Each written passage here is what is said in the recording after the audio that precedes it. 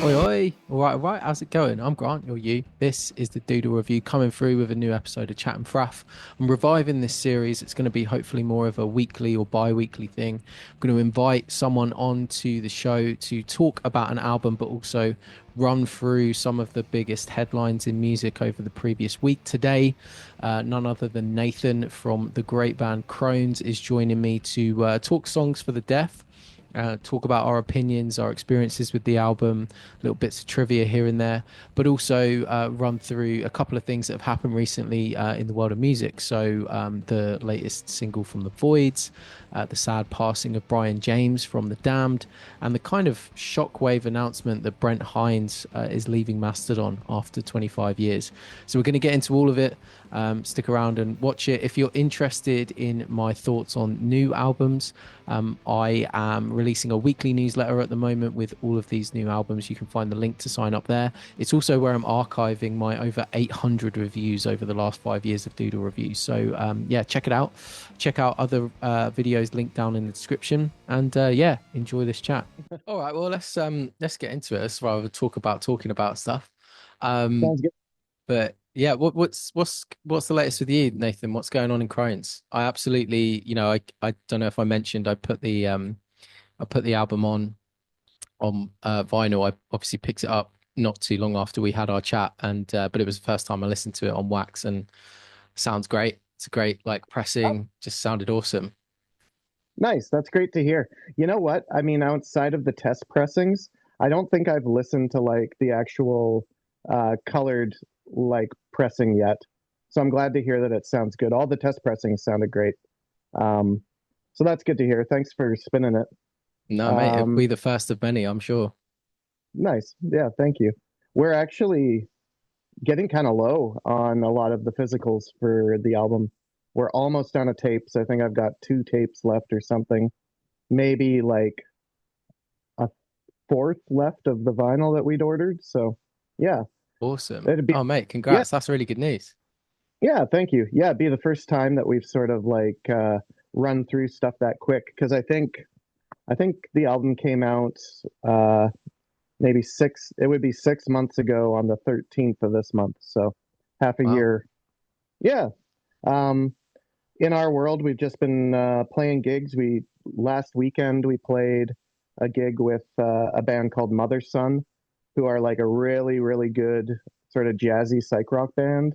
Oh, cool. Um, yeah, and they've been over to Japan. I think they've been in Europe as well, semi recently. But yeah, they're great and very, very sweet guys.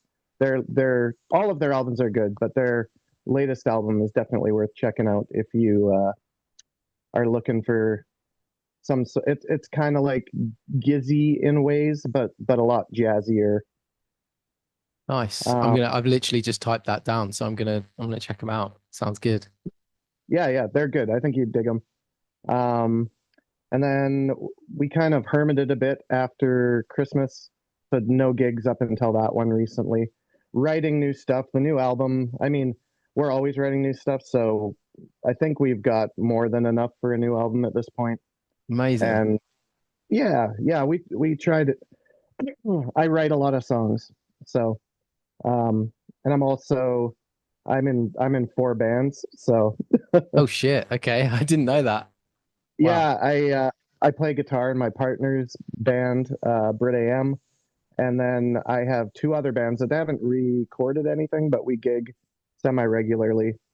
I have a gig coming up this weekend with my band Grand Mall, more influenced by more classic rock kind of stuff. I also have another sort of like sludge, uh, heavier band called Tarantula Hawk. Awesome. What a sick name. I love that you've got like almost all the whole spectrum of rock kind of covered there as well. You know, you've got your sludgy stuff, you've got your classic stuff, you got your weird stuff with Crones. Like I really Yeah, like it. yeah, that's that's the goal. It's a good excuse to get together with people that I enjoy spending time with, and just sort of like with a goal, Mhm. to make something or work on something versus like, oh, let's go hang out and drink beer or something. So yeah, that's sort of what I've been getting up to so far this year. Sick. All right. Well, I mean, I'm looking forward to whenever that new Crones starts to percolate. I'll be looking forward to hearing that. Um, Yeah, probably be at least another year and a bit before anything trickles out. But okay. I'll temper my expectations. I'll temper my anticipation. Cool. And then I guess, yeah, before we get into today's topic at hand, I thought it'd just be cool to go a bit of around the horn and some music stuff, some music news happening this week. It's been a bit of a tumultuous one. Quite a few things happening. For I don't often do like review singles or like loosies as the kids like to call them these days. So I thought this might be a good forum. And I chucked this out to you before we got on that the Voidz put out a new tune. Blue yeah, Demon, I think it's called. What did you make of it? I haven't really delved into Julian's sort of like, I guess this isn't technically solo, but it feels like it's a solo project to a certain extent. Mhm. Um, I've definitely heard a single or two here and there, but never really dove deep on them. This new single is pretty wild. I don't know if it's sort of like par for the course for them. I get the impression that they're pretty all over the place. Is that Yes, I would say that's quite an accurate description. I mean, it feels yeah, when you put on a Voids thing, it could be some spacey electro, you know, new wave synth thing like what this is, or it could be some kind of like crushing metal with auto tune sprinkled on top. They really kind of run the full gamut, and sometimes try and do about 50 things at once. This one is yeah, a bit of a strange one. I appreciate the ambition. There I like the sort of like the sequencer stuff. Hmm. Sounds pretty cool. And I don't know the first vocal part I enjoy. It kind of took me a minute to warm to it, but I like that. When the vocal gets a little like lower in tone, there's Hmm. like a second vocal part. That didn't do as much for me, but yeah, I think overall I enjoyed it. It it is certainly odd. I don't know if there's any hooks in it, you know, Yeah, aside from maybe that synthesizer bit. yeah. I know what you mean. I think as I understand it, it's supposed to be coming from an upcoming EP. So I feel like I don't know, with it seems like a strange one to release for that reason, right? Like it's almost like a deep cut, not super hooky. But so if this is the hookiest thing that they've got to offer on this EP, I don't know whether that is a good thing because it's going to be even weirder and maybe that will be a thing, or if it means that everything is going to be quite obtuse, and hard to get into. Well, that's kind of the Void's thing, isn't it? Like, do they have like a ton of like super hooky stuff? No, that's a fair point. No, but I feel like I don't know. This last album really threw me for a loop because the second one they did I thought was in just insane. I would highly recommend it if you haven't listened to it. I think it's called Virtue, and it really is a great example of a band like an avant-garde rock band really pushing the bounds of what's possible fusing electronica with like metal and then like Eastern influences and psych rock and indie, and that comes out with some, you know, kind of weird stuff, but also weirdly some quite accessible hooks. Because at his heart, I think Julian Casablancas is a great hook writer. He's a great melody writer, and I think he almost it feels like on tracks like this, he's doing his damnedest just to like kind of kneecap that because because he's like completed it with, you know, he's done the Strokes, he's been amazing, he's been, you know, this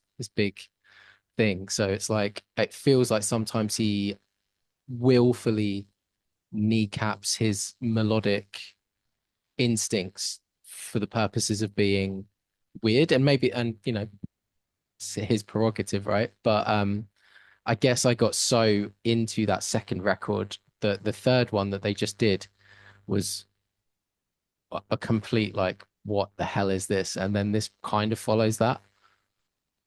Yeah, I've seen some discourse about the last album, and it seems like everyone was pretty disappointed with it, eh? Yeah, I mean, I mean, I don't, I guess I feed into this with the channel that kind of like immediately digests music and like puts an opinion out there. And maybe it's just one of those where it needs a bit more time to, it's not even been a year. It's probably been like what, 3 to 6 months.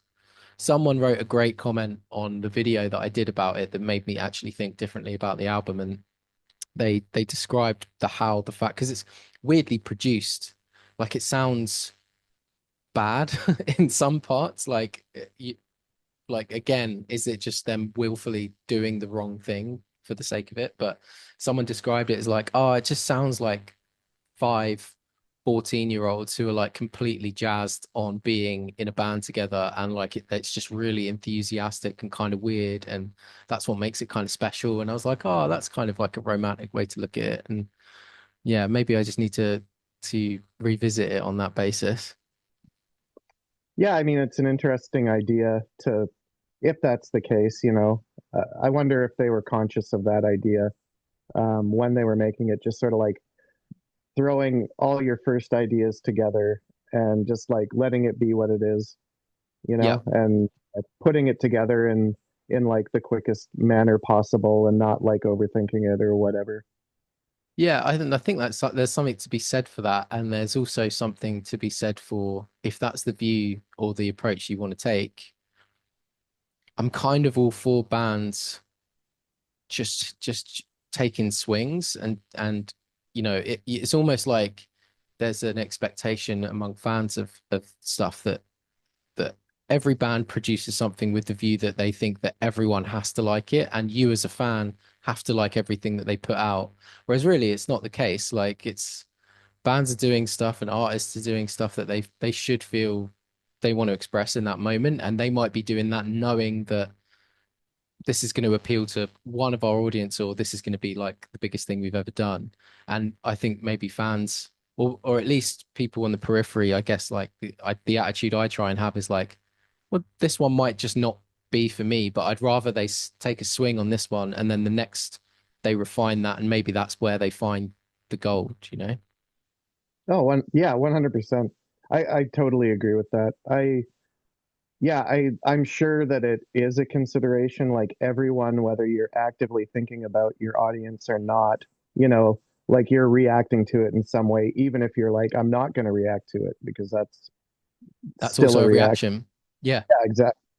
Yeah, but yeah, some of the more like obtuse albums by bands are some of my favorites. Like Transference by Spoon is Mhm. one of my favorites of theirs. That was my first Mon Spoon album.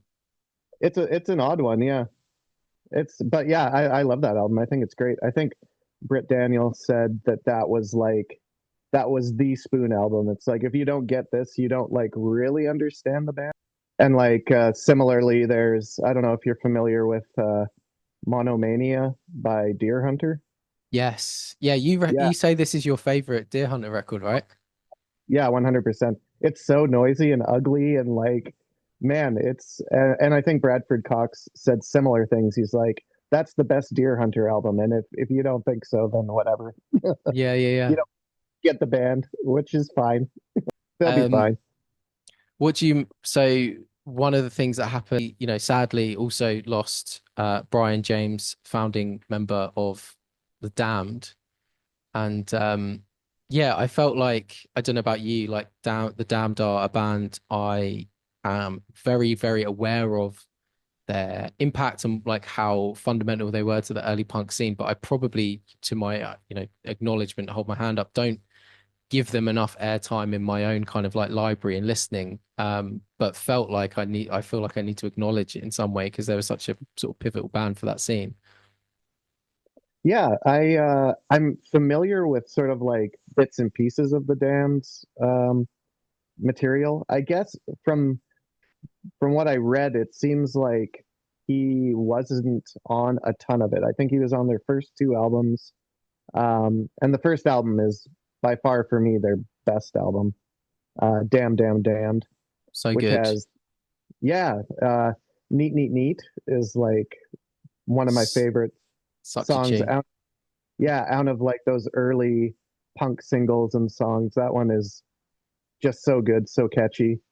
Um, Yeah, it seemed like he had like a lot of bands after that, but nothing that really like blew up for him. Apparently in the 2000s he formed a band with like Duff McKagan and Stuart Copeland Yeah, and and the guy from the MC5, Wayne Kramer. Kramer. Yeah, I've never heard of this before in my life. It's like you would think that that would be something that would have like pinged, like would have come across the radar, you know? But it's just 100%. like, yeah, one and done and never heard of them again. The Racketeers, was that it? I think so, yeah. I think so. I Yeah, need to check that out because yeah, I read the same thing and I was like, okay, I mean, Duff McKagan, to his credit, is someone that I think anytime he hears of a legend from his own library, like doing something, he basically seems to be the first one in the door to be like, I'll play bass, which yeah, is great. So that wasn't too much of a surprise. But then I was like, Wayne Kramer, and then like Stuart Copeland is the wild card in that lineup. So we need to track down this album. I wonder if it's like a hidden gem lost to time. yeah. I couldn't even find many reviews on it. Like there was one on All Music that was kind of middle of the road. They're like, it's not great, it's not bad, you know. It sounds like they both sort of like shared songwriting duties. Okay. So yeah, so there's like some stray Wayne Kramer songs out there that nobody's super aware of. Yeah, I think it might be time for a revisit. I do always find though that's the bit you either kind of want it to be astoundingly bad or like this unbelievable hidden gem that you've never heard of. Like it's always a bit of a disappointment when it's like middle of the road. You're like, oh, I guess I can kind of see why people forgot about this. Like, you know what Totally. I mean? I mean, that's what usually happens, right? It's Yeah, especially with these one-off projects, they never really get a chance to gel and like find their footing and totally. The find lineups sound great, but when they all are people in their own right, they've all got other shit they need to go and do. So they don't, it's not like those early stages of a band. yeah, exactly. But I give credit to anybody who like this guy obviously was a lifer, and like was trying stuff his entire career, like putting new groups together. I like that stuff. I appreciate a long, like, and varied career. So, and I'll have to check out Lords of the New Church because I am completely unfamiliar with them. But yeah, it's same. His whole discography was like, okay, I need to add that to the list. I think it's really Hmm. interesting. I don't. It's one of the rare times where that like I've obviously kind of like reading the Wikipedia about Brian James and why how he came to like he kind of wrote most of those first Damned records and then basically because the second one was not well received, which that is I mean, I can understand why people there was a backlash to it because wasn't that raw punk sound of the first one, but it's actually a great record. I listened to it today. Um, and then that they kind of all disbanded from there, but there's not kind of much written about was there like the nature of how that happened. It just was like, oh, they kind of disbanded and then they formed in a new lineup. And I guess there wasn't well, at least whatever bad blood they had was settled because I read that they'd come back to do an original lineup tour not too long ago, actually, a few years ago. It seems like the Damned has always sort of had like a pretty fluid lineup. Like Rat Scabies was like always coming and going, and Hmm. like yeah, doing his own thing every now and again, and then popping back in for an album or a tour. Yeah, it's interesting. And they've gone through so many different sort of like stylistic shifts as well. Like Yeah. they sort of like matured into like goth kind of rock to a certain extent. Yeah, And that's less interesting to me, but good on them for doing whatever they want to do. totally. Yeah. I think that's it's interesting, isn't it? Because I wonder if that's why they almost have shot themselves in the foot because they for whatever reason, people that are just getting aware of music or aware of punk music, it's like Sex Pistols, The Clash, and The Damned should be there. They should have that same level. But when I was growing up, at least it was a band that I found out about much later and was like, oh, okay, these guys were a big deal. But for whatever reason, maybe because they were so fluid and they changed things up and whatever, but maybe that somewhat stops them having that point in the legacy that they, or point in the legend that they should have had, sort of thing.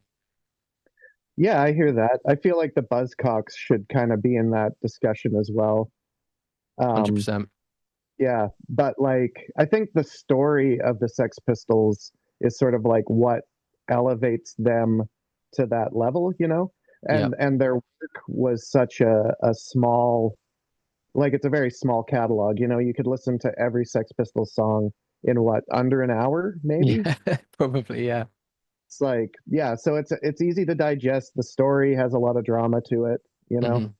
There's like the element of like, are they a prefab band? Like, Yeah. And are then, they are they true punks? You know? well, pour one out or pour one, hold one up, candles lit for Brian James. As always, I feel bad saying this, but like it is these moments when these kind of like legends pass away that make me actually then dig into their music. And it shouldn't be that way, but hopefully it's one way to, ensure the legacy kind of lives on. And it seems like you say, Guy was a lifer, had a massive impact on music, like right at the beginning of his career, and continued to do other things. So yeah, I guess watch this space for a Racketeer special episode coming soon. And it'll either be the best thing you've ever heard or the worst, or maybe likely somewhere in the middle, but interesting nonetheless. It'll probably be porridge. Yeah, agreed. Um, and then I guess like the last news item to discuss, which came in right at the end of the week, which is bit of a bombshell from my perspective, was Brent Hines parting ways with Mastodon, or mutually parting ways, as the announcement was was made. Yeah, what were your? Are you a Mastodon fan at first, and what was your reactions? Yeah, absolutely. They were sort of the last metal band that I fully was like on board with, you know, Hmm. like that I felt like a big fan of. I think I got on board with Leviathan, Okay. um, and then listened to Remission and like the demo, and have listened to every album since and enjoyed all of them to one degree or another. Um, but I think Leviathan's probably still my favorite. Um, I know a lot of folks are into Crack the Sky and cite that as their favorite, and that's a great album as well.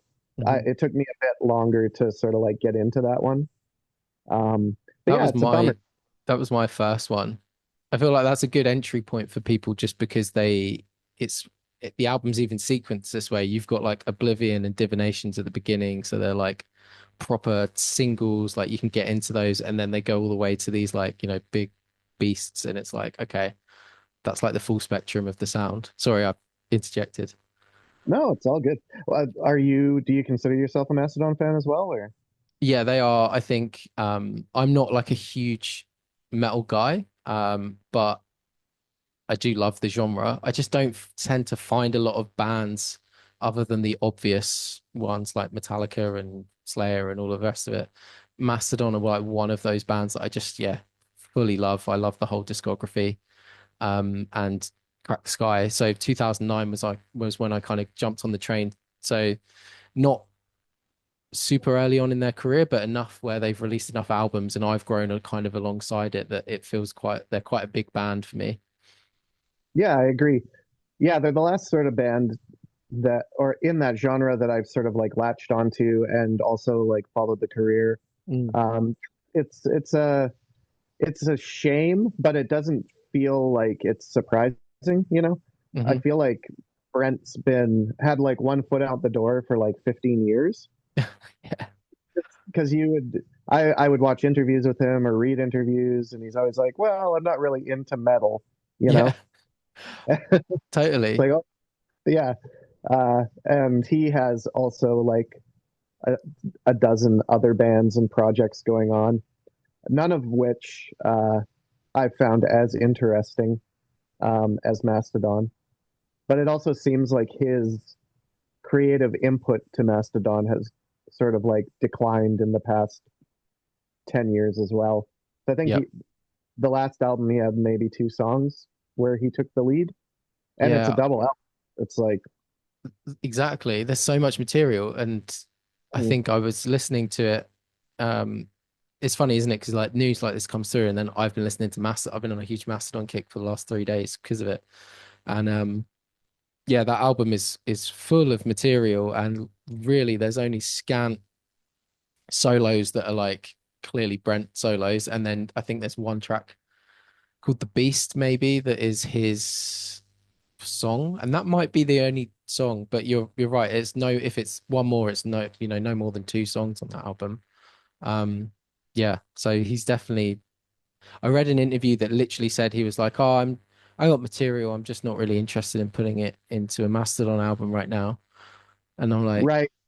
Yeah, that was like in reference to his project with Matt Pike from like High on Fire and Sleep. "Yeah, I think so." They both seem kind of like uh, those stoner guys who like weed doesn't make them mellow, you know? No. Yeah. It's like the guy where you're like, oh, okay, you're getting high. It's Yeah, like, yeah, yeah, yeah. Yeah, you'd have the hey, same reaction of that, like being in the room with Lemmy when he's doing speed, except yeah, like, yeah. It's like, uh-oh, something weird's gonna happen, possibly something bad. yes. But yeah, it'll be interesting to see if that ever sees the light of day, whatever that project was. Yeah, I Because I read, think collaboration or two between them on Matt Pike's, like Matt Pike versus the Machine or whatever it was a few years ago. yeah, I didn't listen to, was that any good? Uh it's not, it's nothing special. It feels pretty sloppy, Mm. or to me anyway. Yeah, I mean, I enjoy High on Fire quite a lot as well. But I'm always less, just even like when someone calls it like, oh, this is me, Matt Pike versus the Machine. I'm like, right, okay, so it's basically you without wanting to bother to restrain yourself into like the structure of your, like, so it's like basically you with a laptop just riffing and stuff. And I'm sure like, I don't mean to diminish that because he's incredibly talented. Mhm. But there are certain artists where I'm interested in just hearing them twiddle away for an hour, and then there's others where it's like, no, I like what you do is great within the bounds of your kind of setup and your band sort of thing. Yeah, sometimes you need like to be reined in. Um, I mean, maybe it's just not for me too, you know. It's like I'm sure there are a lot of people that enjoyed that project, hearing him sort of like unfettered by like being confined to the metal genre or whatever. Because Hmm. there's a lot of acoustic instrumentation and like not like folk or like folkish, countryish kind of like leanings on it. Like I think Okay. there's bands and stuff. But yeah, I mean, I probably gave it one listen, so maybe this is just a construction in my mind of what it actually is, and it's not that at all. I don't know. Well, it sounds But like yeah, you can watch us. This is basically watching us give immediately unfettered opinions and then both realizing that we respect the musicians and slowly walking it back. yeah, I think that's a pretty. I don't think that's a controversial statement on that album, that it's kind of like slapdash and you know loose. Mm. Loose, I guess, good way to describe it. Yeah. Well, it sounds like if they do something together, Pike and Brent Hines with, kindred spirits in that way, because I think it sounds like what Brent has kind of always alluded to when he said like, "Oh, I hate metal," is that like his heart really is in this kind of like bluegrassy country meets surf rock meets kind of hard rock. I don't believe, I think that's like a hyperbolic statement from him to say that he hates metal, and probably just to like, because he sounded like he was being held hostage in Mastodon, basically, from Mhm. what it sounds like. He clearly leans more on that side of things. And that's obviously what's given him his amazing edge and his real interesting input to that band, because it's something that you just don't hear in a lot of metal artists. And anytime his input is in a song, you're like, oh, okay, this is a Brent tune. I think the best thing, some of the best stuff he ever did in the band was that. Do you ever listen to that Cold Dark Place EP? Like, it's Yeah. so good, man. It's killer. yeah, that's almost like a solo album within their like catalog. Yeah, Yeah. it's I think my favorite Brent Hines moment is on Leviathan, the song Megalodon, I think it's called. Hmm. And there's like sort of like an opening part that's maybe a minute and a half, 2 minutes long, and then there's like it stops and there's this really like kind of bizarre chicken picking kind of like guitar part that leads into like such a like massively heavy sort of like second part of the song. And the first time I heard that, I was just like, whoa, what is this? Like Yeah, it's a cool vibe to bring to that kind of music, unique. Yeah. totally. He he's kind of or he was kind of the special sauce for a little bit there. Yeah. But definitely I agree with you wholeheartedly that like this it was what's the term like shocked but not surprised. Like for Mhm. me, this announcement has been nearly going to happen for yeah, like 15 years. I was surprised that it's gotten this far. It's even when you look at there was a Revolver video on YouTube.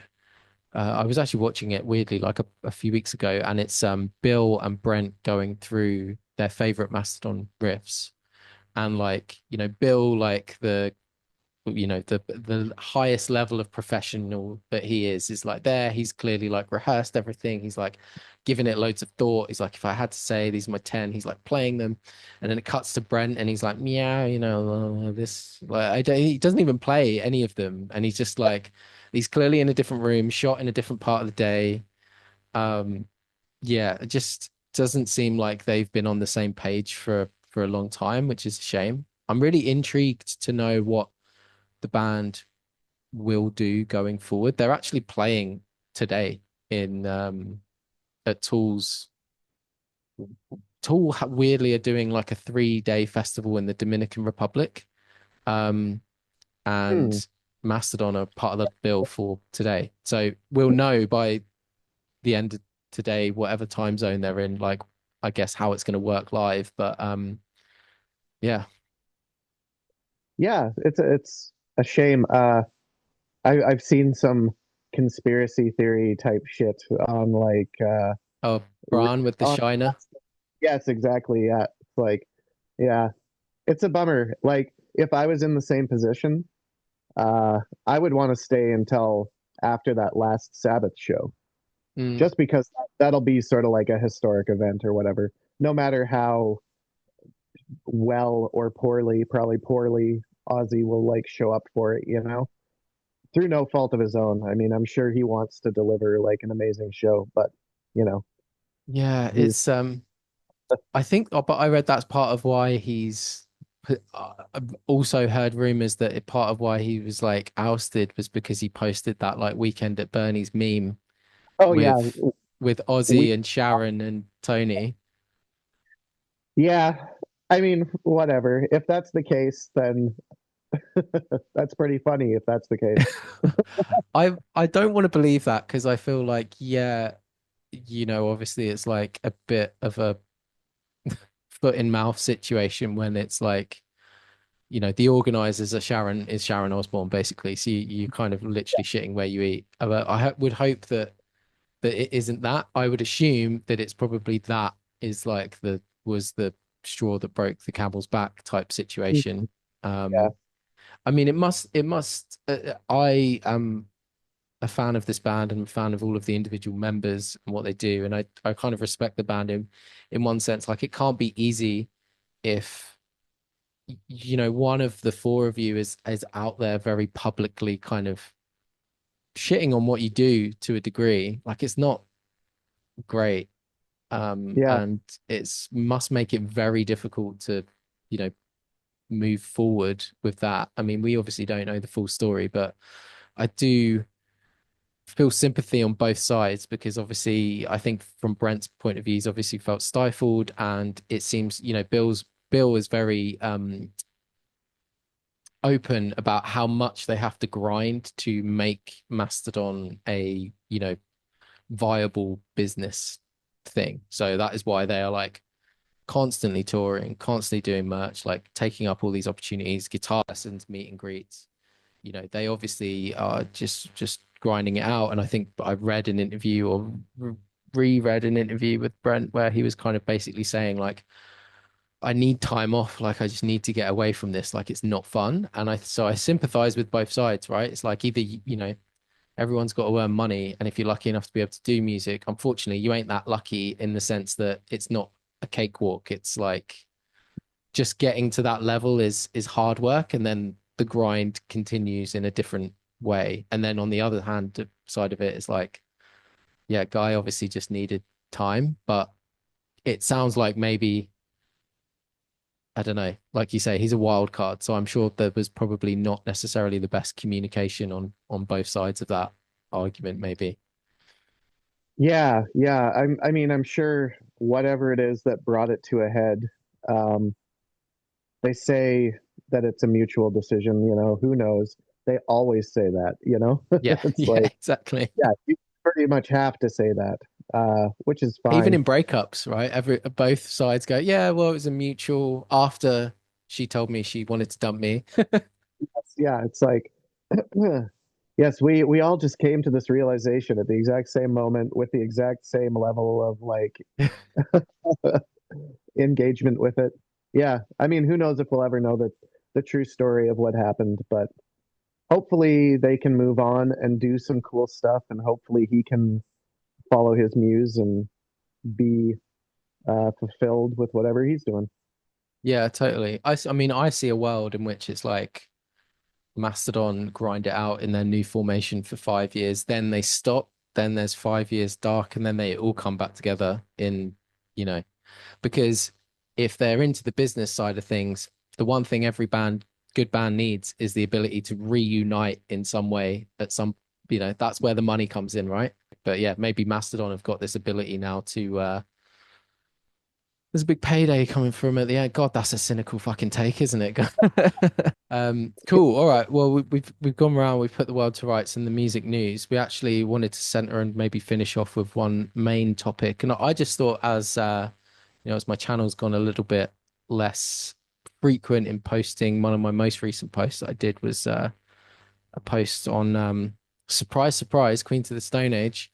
Um, but and so maybe one of the things we could talk about would be Queen's album. And it occurred to me that despite it arguably being seen as like their classic, their best, or their breakthrough, or whatever, their pivotal album, I've never really dedicated much time to talking about Songs for the Deaf. So I thought, what better format to do it than to chat about it with your good self. So Songs for the Yeah. Deaf. Um, what's your, I suppose, what's a good place to start? Maybe what was your first experiences with this album? I don't remember the exact like moment I had it in my hands, but it must have been within the first week of release or whatever. Grabbed grabbed it from the local HMV back in the day, and I remember I grabbed the deluxe CD version, which Mhm. had a DVD. Nice. Um, yeah, and it had like behind the scenes stuff with like uh, Dave Grohl because he was in the lineup at that point. Um, and I didn't have a DVD player, so I like took it over to my friend's house who had one, and then just like basically ignored them while I like watched it on their DVD player and like poked around on the DVD menu for like Easter eggs because there was like I had read that there was a Ode to Clarissa like was hidden somewhere, a live performance, and yeah, Cool. so that was fun. I remember because I the first Queen's album I got into was Rated R, Hmm. and maybe still my favorite of their albums. But this was the first one that I was on board with as soon as it came out. I think I have a memory of seeing the No One Knows video Yep. at my grandma's house on Much Music here in Canada, and it Oh like wow. blew my yeah, it like blew me away. It's one of those ones where you see something for the first time and like you get the tingles and like the hair on your arm stands up kind of moment. Hmm. So yeah, that's my earliest memories of sort of like interacting with the album. Oh man, that's cool. You were on board from that time. I didn't. My kind of come to Jesus moment with Queens was not until a few years after, so I wasn't around at that point of release. But to your point on the No One Knows video, it's like no one knows and go with the flow. And you have much music. We had Kerrang was like our music, like our heavy music video channel, which is such like a phenomenon of a certain point in time. Like I just remember would just spend an hour channel hopping between like all of the different music channels. And you've got your MTVs and then you've got your genre specific ones. And as soon as you hit an ad break or a song you didn't like, you'd flip round to the next one to see if you could hit a video that you liked. And but yeah, No One Knows is like always on rotation on Kerrang. So I had a good knowledge of that. And then my like way in, as I think I've said this before, is like Foo Fighters were like my first band, like big band that I became like the band that I was into, and through them got into music in general. And it was like that classic thing of, oh, Dave Grohl, he was in Nirvana, and then he was in Queens of the Stone Age. And then it's through Queens I got into through the rest of my music taste. But yeah, I was that insufferable teenager for a while of being like, did you know Dave Grohl was in Nirvana and he's in Queens of the Stone Age? Just like my brain can compute that someone could be in more than one band and on multiple instruments. Um, and yeah, and I remember, I think Songs for the Deaf was the first Queen's album that I bought, and it blew me away. It was like the first album that had, because it opens with Millionaire, right? With Nick doing those like crazy screams. And I was just like, it was to your point, like I can imagine my just hair like blowing back, like listening to it, like, what the fuck is this? It's a pretty like Titanic album to have at that, point in your life, I think. It's epic, really. Totally, yeah. It's one of those things too.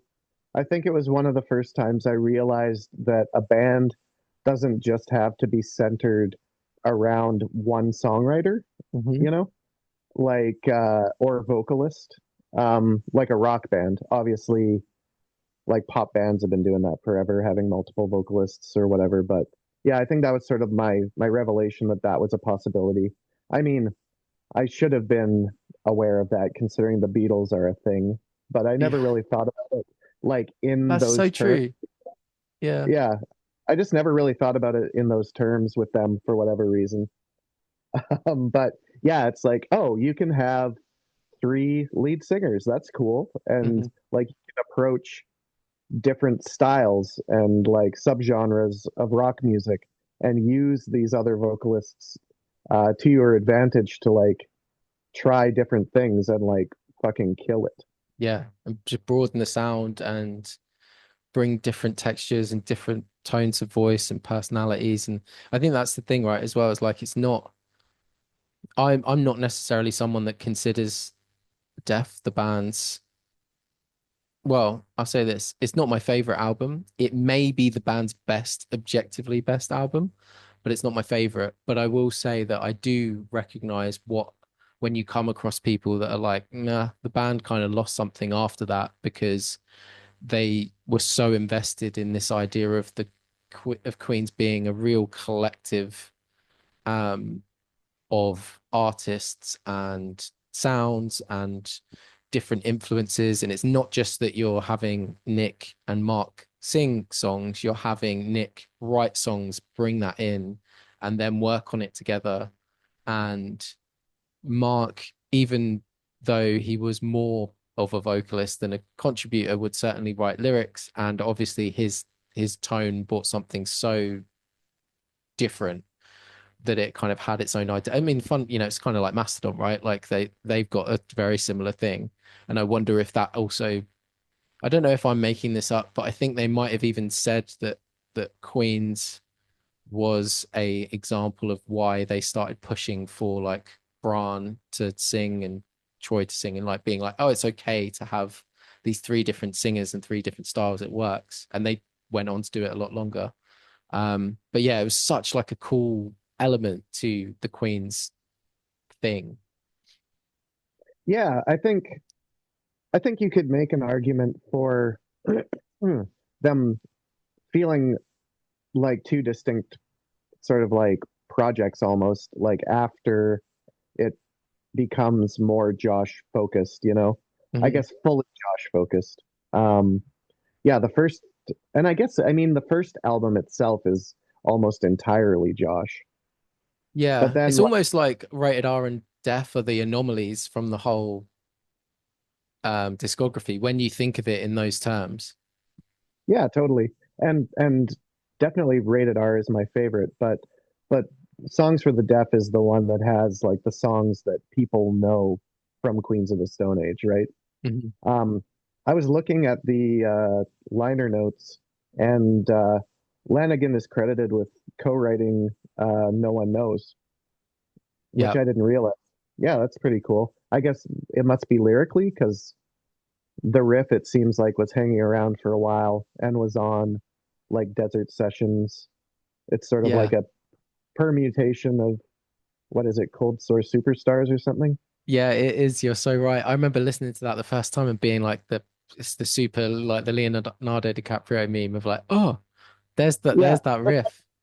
I was actually speaking to Matthew in from Demo Pappy, and he mentioned that because they recently recorded in the desert with Dave Catching, and Dave Catching was like, "Yeah, I wrote I helped kind of write a couple of those tunes on Songs for the Deaf," and he was like pressing him on it, and yeah, he was like, "Oh no, I think No One Knows is like where I'd like chipped in with some stuff." So I think even earlier than what came on Desert Sessions, that must have been a riff that they were like passing around for a while, Mhm. and it just solidified on Deaf, which is that's how these things happen, I suppose. Yeah, it's interesting, especially like how bands decide to like break down songwriting credits and that sort of thing, Hmm. you know. And every band is different with how they do that. But yeah, it's like for a lot of bands, it's like a big stew, you know. Like somebody brings the broth and then everybody chucks in like some potatoes or some carrots or whatever it might be, you know. Yeah. And that's what makes it. I think what not a lot of people, or I guess not people that have more, don't have as much time on their hands as me to pontificate about specifically the music of Queens of the Stone Age. But what I think is very interesting is that not a lot of people necessarily think about is that like Josh Homme and the people in the orbit from 2000 to 2003 was just like an absolute powerhouse unit of songwriting, of production, of ideas. Because in that time, you've got you've obviously got Rated R and you've got Songs for the Deaf, but you've got Desert Sessions. I think you've got five, six, seven, eight, nine, and 10 around that time. You've got Masters of Reality, Deep in the Hole, Lanigan's Bubblegum, Melissa After Mars album, who they all kind of contributed to. Um, and a couple of others that I'm forgetting, but like just in that time period, there was just like such a purple patch of constant ideas and riffing and like real inspiring time, I think. Yeah, totally. I think there's probably a Mondo Generator album in there too You're so right. Yeah, there is. I think that's a drug problem. that never existed. Hmm. Yeah. Yeah, and that one's a really fun album. It's got like a couple cool like songs that Josh is on as well. Hmm. It is wild how much stuff they put out in that little like 3 to 4 year period. And there's probably great stuff that's unreleased too, right? Totally. There's still stuff. I mean, the thing that I found most fun about doing that last video is just like how how stuff is like kind of trickling through on from old demo tapes and how things shift and change. I definitely feel like that period of time, I don't want to speak for anyone and certainly make any assumptions, but let's just assume we're talking about if you were talking about anyone from that period of life in that industry of rock and roll and they did that much output, I think I put that down to no kids, no ties, and a lot of methamphetamine. It sounds like it's just like constant work. Yeah. Or coffee. Maybe they were just drinking a lot of coffee. Hey, yes, yeah, they could just be. great. Or, just very great sleep schedules, lots of yoga, lots of sunlight, bit of Hmm. caffeine. Touching grass. Yeah. Yeah, exactly. Touching sand maybe in their thing. Yeah. The desert. Yeah, Totally. it is wild. Yeah, that I think maybe my second favorite thing that came out of that period is probably the Masters of Reality album, Deep in the Hole. Mm. It had, I think, I don't know if this is the case worldwide, but it wasn't on Canadian streaming until last year. And Yeah, I think you're right. I think it was the same here as well. yeah, and like all the other albums were. But anyways, but yeah, it was put on streaming last year. That's the album I listened to the most last year. Was like that one. I just like played that at work constantly, It's like listening to that. such a good one. I'm actually going to see them in literally 3 or 4 weeks. So I'm trying to Well, every week between now and then get fill that gap of knowledge because I think Deep in the Hole is the only Masters album that I actually know back to front. So I'm just gonna go wild on their whole discography. I can't wait.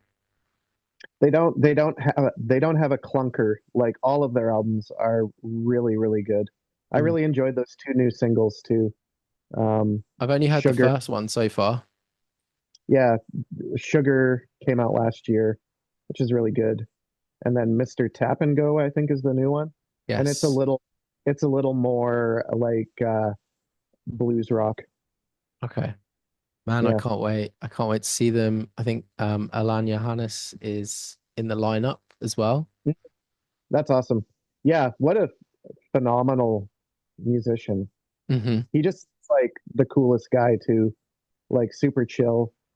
Has worked with so many people that you've heard of and so many people you haven't heard of. Yeah. Like he will work with like a new band and he'll work on like Chris Cornell's albums, you know? It's Yeah. like just a Insane. wild career. And 11 is great as well. I actually last year my one of the bands that I kind of like went through and listened to the whole discography of was 11. And yeah, man, what a great and underrated band. Oh, totally. Yeah. Yeah, it's interesting because I think Alan had like ties to like early Red Hot Chili Peppers stuff too. Like Yeah. he's just been like around forever and just like constantly doing cool shit. Yeah, Like, I think he's such an underrated musician, and I think he's underrated by a lot of Queen's fans as well, because I think what's really interesting about Alan, and particularly how he works with Homi, is that they both have very similar guitar styles. I actually, Johannes is by far like the most technically proficient of the two, but what I think is really interesting is that Alan has this I mean, I could be speaking out of turn, but it has this kind of like Romany gypsy type Django Reinhardt-esque approach to the way that he structures scales and chords and things like that. And Homi has that almost grabs at that same sound, but he does it through, and you see it in that Matt Sweeney guitar moves video. He does it through like reversing scales and emitting notes, and it's almost like they achieve the same kind of sound but from different angles. And I think the what happens there, if you look at a lot of basically, there's a lot of stuff that from the Queen's canon that is, or from Queen's related artists that is like credited to Homi's influence. That if you actually look, it's because Alan played on it or Alan produced it. But those two have such a symbiotic tone and approach that people get the two confused, and Homi is obviously the brand of the whole thing. So I want to try and kind of like do more to make that aware, because he's such an underappreciated artist, and that's not to take away from what Homi does, but I just think it's one of those mhm. things. Yeah, he's kind of like a secret weapon on a lot of their stuff. Mm, Like, and yeah, it's hard to say sort of like compositionally what everybody is bringing because we'll just never know.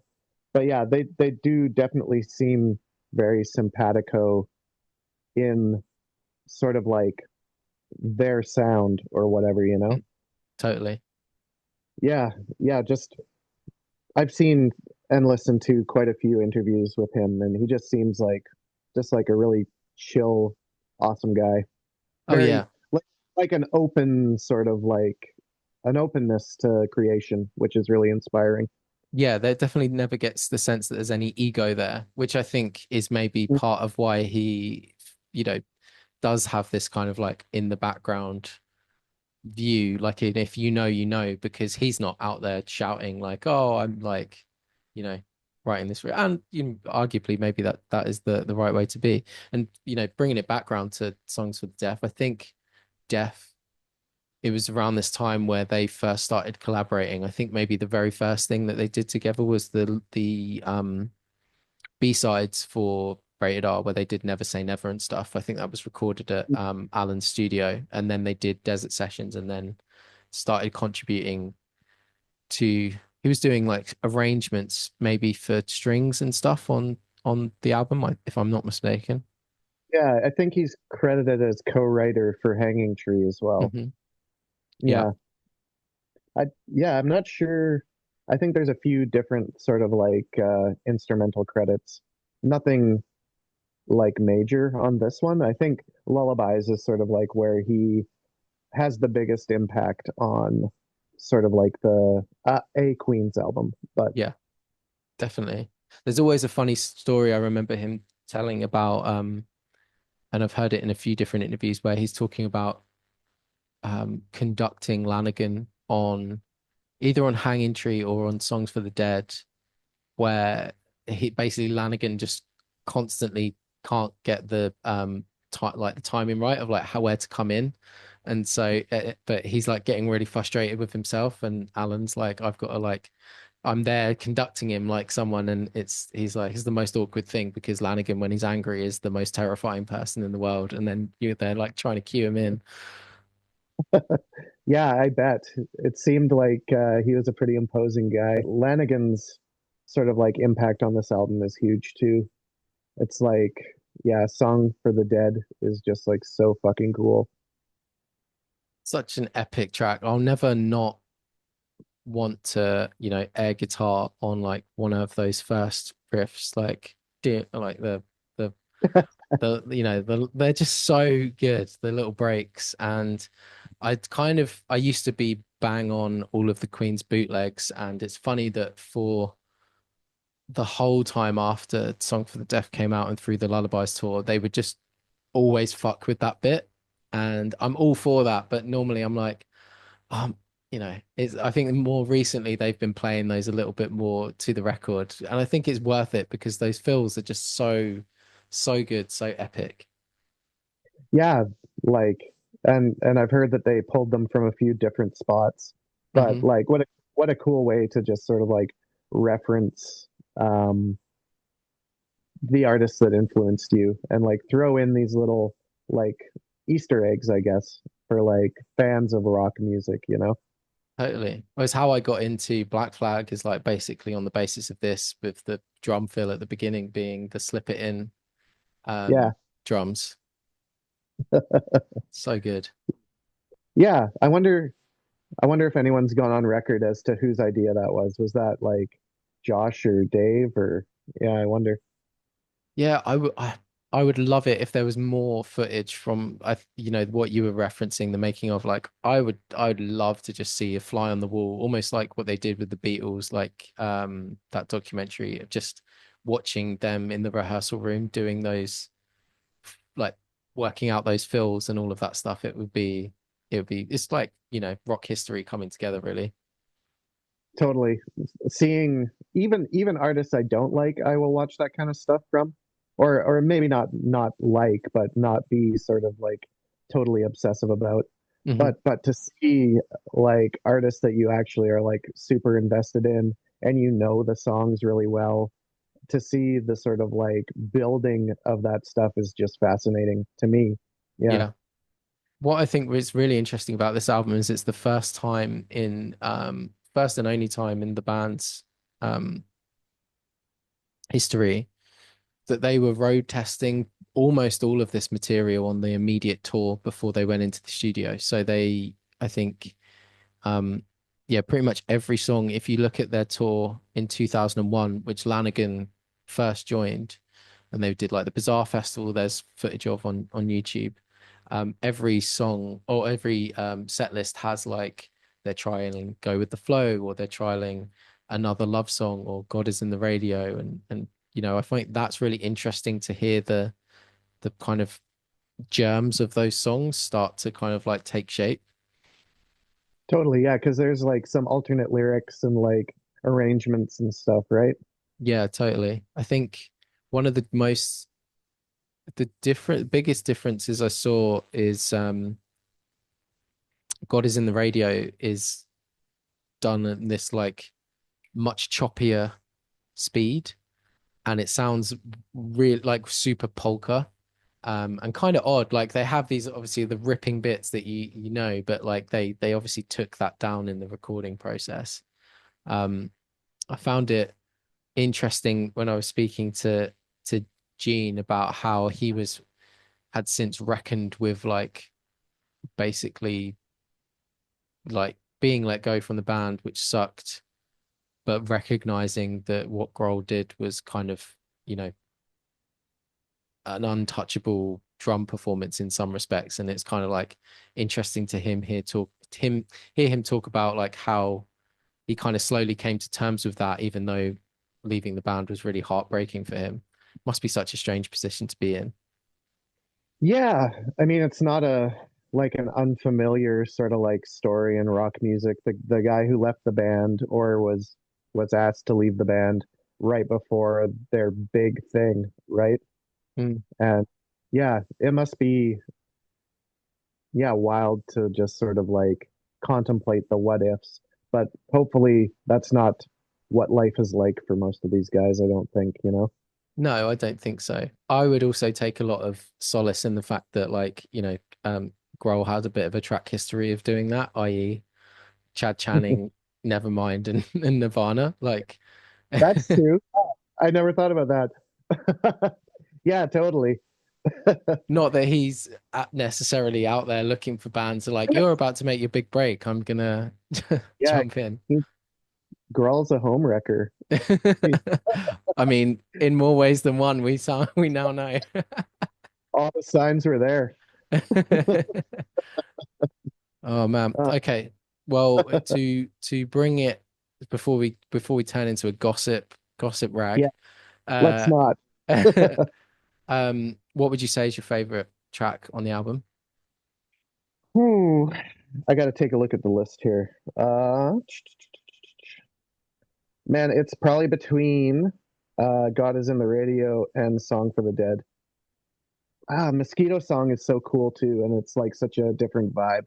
Mm. That one, I can see why they left it as like a bonus song. Um, but yeah, it's got just such a cool, uh, different vibe from the rest of the album. Yeah, it is. Yeah, God, And also I don't know. also what's the I neat part is they say lullabies to paralyze in the lyrics, and that leads to the don't, next album. totally. Um, I don't know if I can pick my favorite. What about yourself? I was gonna say similar to you. I would say maybe just to add something different, maybe Millionaire. I just think Mm, it's like such an epic opener. And it just, you know, it's rad. But I would say, other than that, highlights would definitely be Dead. God is in the Radio. But then, like, First It Giveth, the drums on First It Giveth are amazing. What will be easiest to say that maybe the song that I still am known to skip from time to time is Sky is Falling. interesting. I thought you were gonna say six shooter. That is the one I think a lot of people. I had my phase of that, especially when I was first getting into the band, where I wasn't necessarily as into hardcore and punk and stuff that I am now. So now it seems pretty tame by comparison. But I remember when I first kind of got into the band, I was like, this seems like too much. Um, but now, yeah, it's only just like when I'm in the right mood and the right vibe, Skies Falling's great. But when I'm not, I find it a little bit of a lull and a little bit repetitive. That's just me though. That's fair. Yeah. I think I don't think there's anything on the album that I see as like particularly weak. I only said six shooter just because that's sort of like the discourse. There's Yeah, like people that say that that's the shit track on the album or whatever, but I love six shooter. I think it's so fun. It's agreed. like, yeah, it's hilarious. I think it just has that rep because and this is the thing about a band having these multiple personalities, right? Is that it was on one hand super commercial with No One Knows and Go with the Flow, just these instant rock classic tracks. And then the people that got into it from that, that also probably bought Audio Slave at the same time because of Koshis or whatever that song, however you say it. Like you might a music fan, there's probably a fan out there that bought both of those albums on the same day, and then one of those albums happens to have this kind of like death punk six shooter track that sounds like the guy's gonna fucking kill you after 5 seconds. Like I can imagine a lot of people are like, okay, yeah, no, that one's not my jam. Yeah, not for me. But yeah, it's for me. I'm into it. 100% agreed. What's your take on like the conceptual elements, like the framing with all the interludes and all that? I think it's I think it's great. I think it's a shame that it feels like such a it's very tied to that time because it doesn't work really on vinyl in the same way that it works on CD because you kind of need that straightforward, that straight through, playthrough. So I almost feel like it's a shame that I almost now don't not very often are going to hear it in that kind of format. But yeah, I think it's cool. I think it's a really nice way of tying things together without